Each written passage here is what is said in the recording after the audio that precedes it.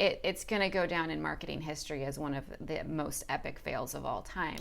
So if police are called because your marketing is so bad, I would take that as a pretty big sign that you need to rethink your strategy. Now, you know that I love saving money in marketing, but this is a story of just such an epic fail that I had to share it with you. Don't let this happen to you, okay? Because there is a company in the UK who put on this Willy Wonka inspired event, and they used only AI generated images to sell it, to make it look like this is going to be some magical land that you can bring your kids and pay $44 a ticket to go and see. And it turned out to be an empty warehouse that was referred to as a meth lab. So the best take on this is from The Hollywood Reporter. Willy Wonka immersive event leaves kids in tears. It looks like a meth lab. Oh, it was billed as an immersive experience seemingly inspired by Willy Wonka movies, turned into the Firefest of unofficial movie tie-ins. The event organizers apparently used artificial intelligence to generate promotional images that suggested a very high quality attraction, which looked just like the immersive and trippy Wonka-esque world that the ad copy promised. But the result was somewhat different, and ticket buyers needed pure imagination to think it looked anything like a fantastical chocolate factory. So yeah, as a marketer, I can completely sympathize with the pull, like the desire to want to use images or anything like that that makes you look better than you actually are.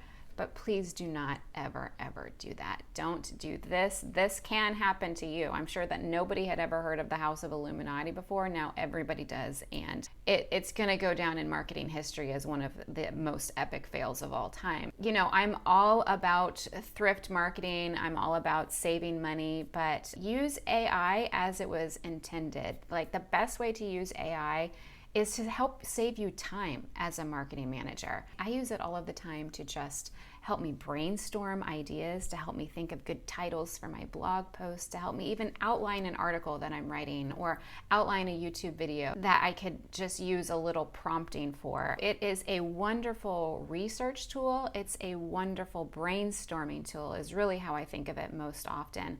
But it should never be used to sell your company, to sell something that just is not true. I think that people are craving authenticity.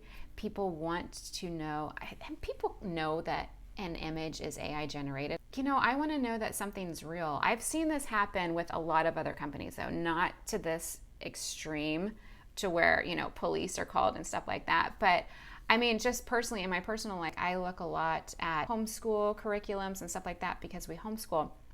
And the other day I came across a new company, an online school, and all of their stuff was AI generated. I could just tell, and I was like, what are you guys doing? I mean, is your curriculum going to be the same? Yeah, it was just a huge turnoff. And I know that, you know, one night somebody was sitting in front of their computer and we're like, ooh, this is a great idea, and I can use this and this and this, and I didn't have to think of it myself and stuff. And it's tempting, but don't go there as a marketer. So anyway, I hope that this was entertaining yet helpful for you as you go about your day doing your own marketing for your small business. I just encourage you to use the tool, use AI, don't be scared of it, use it to help you think, and especially if you work alone like I do a lot, it's just kind of helpful to have somebody there to talk to, be like, hey, what would be a good title for a blog post about XYZ? And it gives you some ideas. It's kind of like you're sitting in front of a coworker sometimes. So I love it personally, but yeah, it has its place. I hope you enjoyed this video. I hope that you have a wonderful day, and I will see you soon. Venue was an empty warehouse, staff given scripts the night before. Can you imagine being on staff there? Like, you just took this job and showed up, and now you are left to be answering questions about why this is so bad. Oh, this poor girl. The Oompa Loompa from the knockoff Wonka Land experience looks like she's running a literal meth lab and is seriously questioning the life choices up until this point.